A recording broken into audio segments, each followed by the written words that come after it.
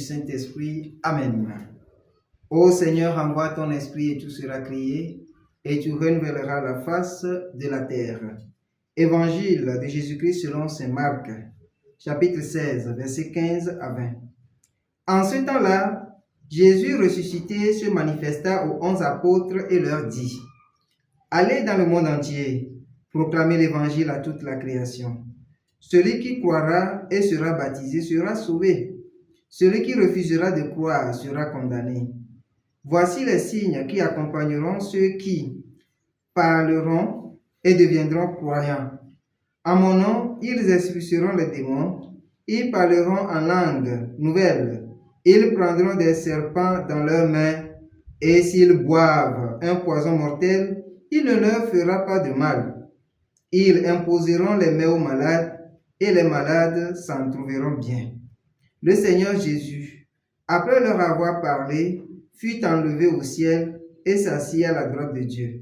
Quant à eux, ils s'en allèrent proclamer partout l'Évangile. Le Seigneur travaillait avec eux et confirmait la parole par les signes qui l'accompagnaient. Acclamons la parole de Dieu. Louange à toi, Seigneur Jésus. Bien-aimés dans le Seigneur, aujourd'hui, samedi 25 avril, nous célébrons Saint Marc l'évangéliste. Et aujourd'hui, le Seigneur nous invite à aller à l'exemple de Saint Marc pour que nous puissions aussi être des annonciateurs de la bonne nouvelle de Jésus-Christ partout où nous sommes. Nous devons profiter de l'enseignement de Saint Marc pour grandir dans la foi et devenir à notre tour des témoins vivants de la parole de Dieu. Que devons-nous retenir de l'évangile qui nous est proposé aujourd'hui?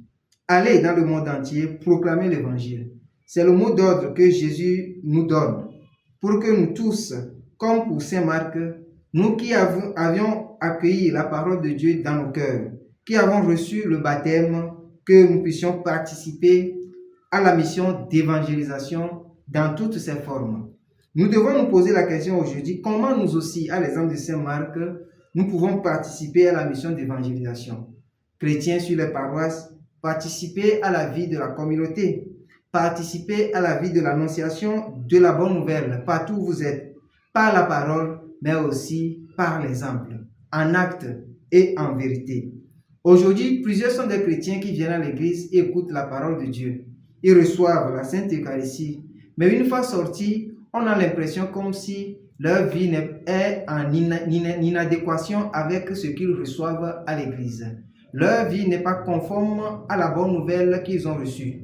Nous allons demander, en ce jour où nous célébrons Saint Marc, la grâce d'une foi qui grandisse, la grâce d'une foi qui sait aussi annoncer la bonne nouvelle par la parole, mais aussi par un témoignage de vie. Que le Seigneur nous accorde la grâce pour que partout où nous sommes, nous puissions être des porteurs et porteuses de la bonne nouvelle à nos frères et sœurs qui en ont besoin. Pour quand nous voyons vivre, qu'ils disent vraiment qu'il est bon, qu'il est doux pour des frères de vivre ensemble. Que le Seigneur nous accorde cette grâce maintenant et pour les siècles des siècles. Amen.